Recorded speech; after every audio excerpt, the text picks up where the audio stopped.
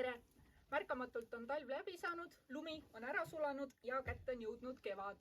Ma istun siin oma koduterrassil, esimene kevadlõke põleb seal taga ja ma mõtlesin, et ma räägin natuke sellest, mis vahepeal juhtunud on, see ligemale 6 aega ja natuke peale, kui ma kodus olen olnud ja mis mul plaanis on. Juhtunud on see, et golf käis paranduses ja parandusarved olid päris korralikud, 350 ja 180 ja mis siis tehti? Hooldus, õlid, filtrid, tuled, käsipidur, siis aknatõstuk, siis vahetati kuskil kapoti all mingi rihm ära, siis oli mootori mingisugune toruvidin, mis tuli ära vahetada, nii et ühesõnaga tööd oli piisavalt. Ja nüüd sel reedel on siis ülevaatus, ma loodan, et ma saan sealt läbi ja siis on veel rehvide vahetus. Ja siis, kui hästi läheb, peaksin ma minema teele uuesti Hispaaniasse. Et loodame, et kõik läheb plaanipäraselt. See 6 aega, mis ma nüüd olen siin Eestis olnud, on olnud päris raske. On olnud raske ennekõike just vaimule, kuna lihtsalt nii palju juhtus, kogu aeg juhtus. Praegu siin hakkas vihma sadama, nii et ma tõmban ennast natuke.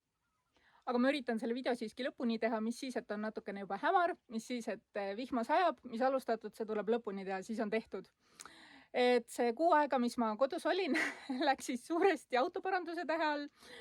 Ja võib-olla seal oli veel midagi, mida parandati ja mida ma lihtsalt ei mäleta, sest see nimekiri oli tõesti pikk. Ja siis läks ka tegelikult töötamise all, et ma tegin setoehteid, tegin päris mitu seto kaalakõrda vanadest saarimüntidest ja siis ma sõitsin hästi hoolega toidukullerit, et võib-olla ma tõin sulle ka toitu, kui sa elad Tartus. Et ma sõidan Woldi alt. Et kui seal on keegi Merlin, kes sulle toitu toob, siis võib juhtuda, et seal on mina. Ja nii see natuke enam kui 6 aega on läinud, aga tegelikult see 6 aega oli kuidagi mentaalselt hullult raske, sest nii kui ma koju jõudsin, kohe hakkas juhtuma. Ma jõudsin tagasi, oli vist 22 veebruar, kui ma nüüd ei eksi, oli -19. Ma ei saanud isegi oma hoovi sisse sõita sellepärast, et sahamees oli lükanud valli ette ja ta oli seda valli sinna lükanud juba 6 aega. Nii et ma jätsin kohe oma auto külateele, maja oli külm, ma jäin kohe haigeks. Ja siis edasi juhtus niiviisi, et läks omajagu oli neid kordasid, kus mul hommikud läksid selle peale, et ma lihtsalt kaevasin oma autot välja. Ja esialgu ma ei saanud aru, et miks ma kogu aeg jään kinni, et kuidas saab nii saamatu olla, et auto all ei ole lund, rataste all ei ole lund, mina ei saa ikka sõitma ja nii oli ka päris mitu hommikut. Kuni lõpuks ma kutsusin endale abi, mingid külanoormehed kutsusin appi. Lihtsalt hõikusin, et mul on nüüd abi vaja, siis täiesti võõrad noormehed tulid ilusasti appi ja siis üks istus rooli ja mina ja teine noormees siis üritasime autot lükata ja siis selgus tegelikult, et tagumised rattad ei liigu. Ja siis tuligi välja, et käsipidur on tuksis, et ta kuidagimoodi nagu jääb peale või mis iganes. Ja see oligi põhjus, miks mul oli nii palju hoovis kinni jäämisi. Aga kui oled ise roolis, siis kuidagimoodi, mul on nagu vana auto, minul ta ei ütle ka nagu tehniliselt, kui rehvidega midagi toimub, et ma pean kõik ise välja nuputama.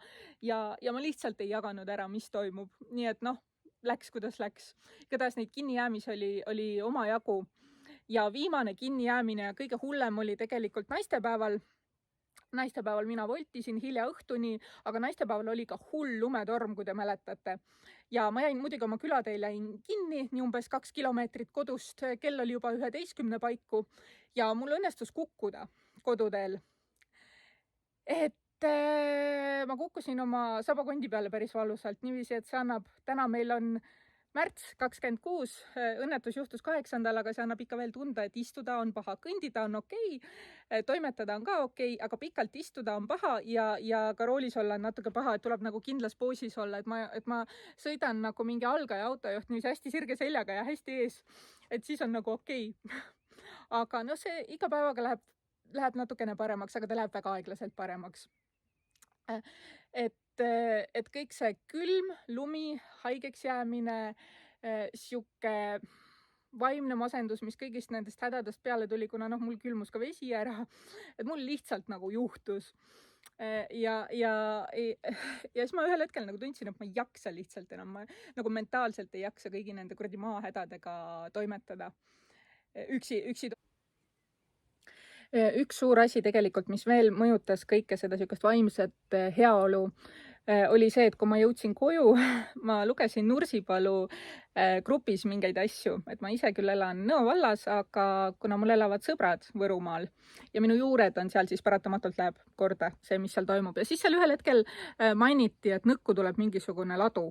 Ja siis ma mõtlesin, kuhu Nõkku, mis asja, et siin pole ruumigi ju.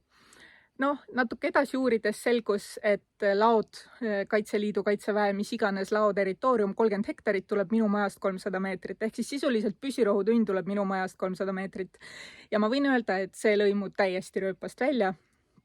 Ja see pani ka igasuguseid minu plaane muutma, just siukseid pikkasid plaane, et ma olen suht-koht plaani inimene, mul on alati mingid eesmärgid, sest vabakutselisel need lihtsalt peavad olema, kuna muidu muutub laisaks.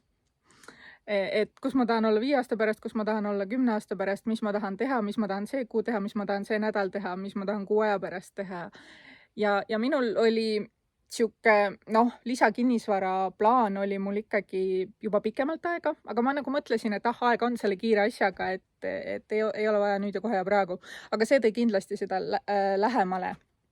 Ja see on ka üks põhjus, miks ma nagu lähen ja miks ma nagu mõtlen, et see, kus ma praegu elan, et ma tahan kindlasti, et see koht jääks alles, kuna see on ääretult ilus ja armas koht. Aga ma ei ole kindel, et see on koht, kus ma vanaks elan. Et kui algselt seda kohta saades oli mul kindel mõte, et ma elan siin kuni ma sinna pilve peale ära lähen, siis selle lao tekkimine ja üldse see, mis Eestis toimub, on pannud mind hoopis teisiti mõtlema.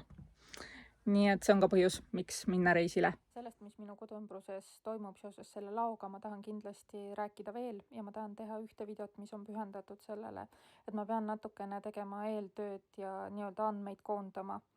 Aga see video kindlasti tuleb, et võib-olla on sellest kasu ka kellelegi teisele.